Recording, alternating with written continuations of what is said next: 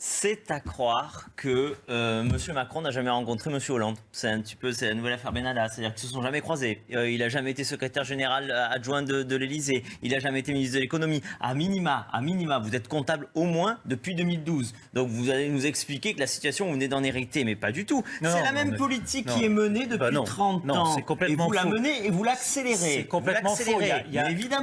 Évidemment, tous les choix qui sont faits. Alors certes, vous aggravez les choses, évidemment. La suppression de l'ISF sur les plus riches qui payaient l'ISF. On n'est pas sur la suppression de l'ISF tout court, on est sur les 1%, les 0,5% les plus riches. C'est 1 000 euros par jour, 360 000 euros dans l'année. Ça n'avait pas de sens. Alors, on a l'impression que ces 4 milliards des carburants, vous les cherchez, mais on peut vous aider à les trouver. Il y a les 4 milliards, en effet, sur les riches, fait cadeau au tout début du mandat. Il y a la flat tax. Il y a également, on peut faire, on donne 22 milliards de contributions à l'Union européenne chaque année.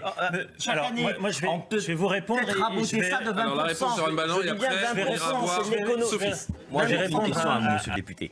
Comment ça se fait que depuis 15 jours, enfin depuis le début du mouvement, tout le monde ignore de manière superbe chez vous la question du pouvoir d'achat. Ce n'est pas une question d'écologie, c'est aussi une question d'écologie. Alors mais attendez. La fiscalité écologique, ça a été un paravent pour augmenter la fiscalité. Et vous avez vu l'état du pouvoir d'achat. Les gens ont l'impression d'être dans le travailler plus pour gagner moins. Tout à fait, mais je suis entièrement d'accord.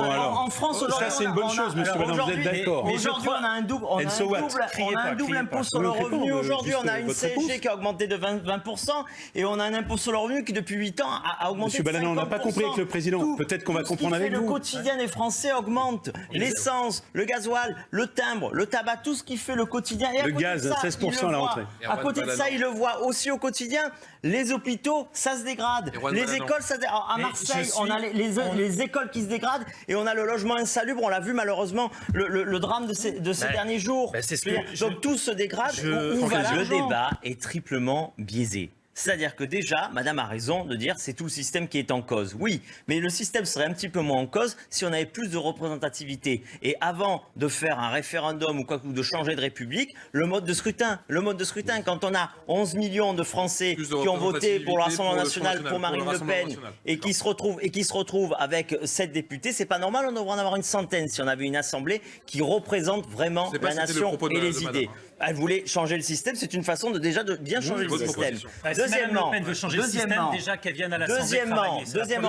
Les Français ne veulent plus consentir à l'impôt, il y a un problème de consentement. Oui, mais quand on est les champions d'Europe des prélèvements obligatoires, évidemment qu'à un moment donné, se pose la question du consentement à l'impôt. Vous venez de dire que vous êtes en train de dire moins d'impôts et vous êtes en train de dire plus de services publics. Vous voyez bien que c'est une équation. Avec vous, c'est moins et moins. Non, c'est pas vrai. C'est moins et moins. C'est plus d'impôts et moins de services publics. C'est pas vrai. Il y a un grand plan santé, par exemple. Troisième biais.